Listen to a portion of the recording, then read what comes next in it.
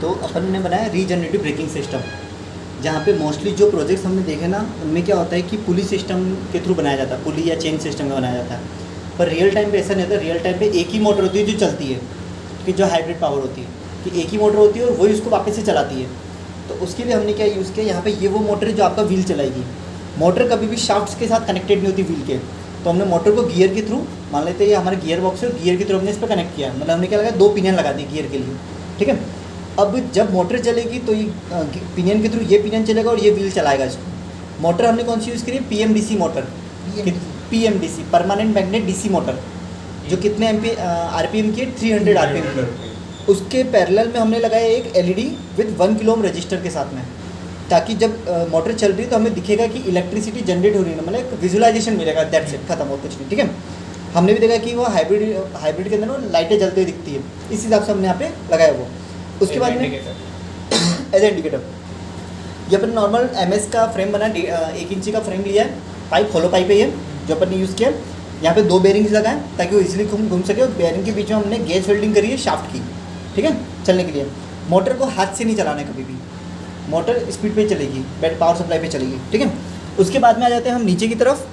तो यहाँ पे हमने क्या यूज़ किया, इनपुट की तरफ से चलेंगे। सबसे पहले इनपुट अपना एक्सीलेटर का जो स्विच होता है। जब हम स्विच प्रेस करते हैं तो एक सिग्नल जाता है हमारे माइक्रो कंट्रोलर को, जो कि यूज़ किया हमने आर्डिनो ऊनो माइक्रो कंट्रोलर, ठीक है। ये बोर्ड है, कंट्रोलर की चिप सिर्फ इतनी सी जहाँ पे मैंने अभी उंगली रखी है। कंट्रोलर का मॉडल नंबर है ATmega 328, ठीक है, ATmega 328 कंट्रोलर। इसकी डिटेल यूट्यूब पे ऑलरेडी हमने डाल रखी है, तो आप चेक कर लीजिएगा, मैंने भेजी।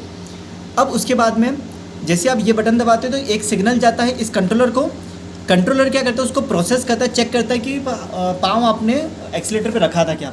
अगर रखा था तो रखते से ही वो क्या करेगा, रिले को ऑन कर देगा। तो रिले जब ऑन होगा तो आपकी मोटर चलने लग जाएगी, ठीक है। मोटर किससे चलेगी, पावर सप्लाई लेगी बैटरी से, और मोटर चलना स्टार्ट हो जाएगी। जब मोटर चल रही है तो आपको LED जलती हुई दिखेगी, ओके। आफ्टर दैट जब ये पूरा चल जाता है, हम जैसे ही ब्रेक, कार के अंदर कैसा होता है कि ABC होती है, एक्सीलेटर ब्रेक क्लच। तो जब आप एक्सीलेटर दबा रहे हो तो ब्रेक खाली होता है, जब आप एक्सीलेटर से पाँव उठा के ब्रेक दबाओगे तो एक्सीलेटर खाली हो जाएगा। मतलब जैसे ही मैं एक्सीलेटर छोड़ूंगा, मैं ब्रेक दबाने की कोशिश कर रहा हूँ, तो उस वक्त क्या होगा कि हमें डेफिनेटली गाड़ी की स्पीड कम करनी है। तो उस वक्त क्या होगा कि ये रिले ट्रिप हो जाएगा। ये रिले जब ट्रिप हुआ तो यहाँ पे हमने डायोड का सर्किट बनाया। ये डायोड का सर्किट क्या करेगा, जो पावर अभी बैटरी से हमारे व्हील मोटर में जा रही थी, वो मोटर तो ऑलरेडी घूम ही रही है, तो अब वो रिवर्स हो जाएगा। अब होगा ऐसा कि मोटर से पावर बैटरी में आ जाएगी, ठीक है। उसको 1 वे रखने के लिए हमने यहाँ पे डायोड का सर्किट बनाया। तो पावर हमेशा एक बार इधर से इधर जाएगी, दूसरी बार इधर से इधर आएगी, समझा तक, ठीक है। सो डायोड कौन सा यूज़ किया है, 1N4007 1N4007 PN junction diode हमने यूज़ किया, ठीक है। ये जो पार्ट है ये 0 PCB है, 0 PCB। ये ऐसा इसलिए बना ताकि आप इजीली उसको अपन घर में शोल्डर कर सकें, दैट्स इट, ठीक है। ये रिले यूज़ किया, कौन सा रिले है, इलेक्ट्रोमैग्नेटिक रिले।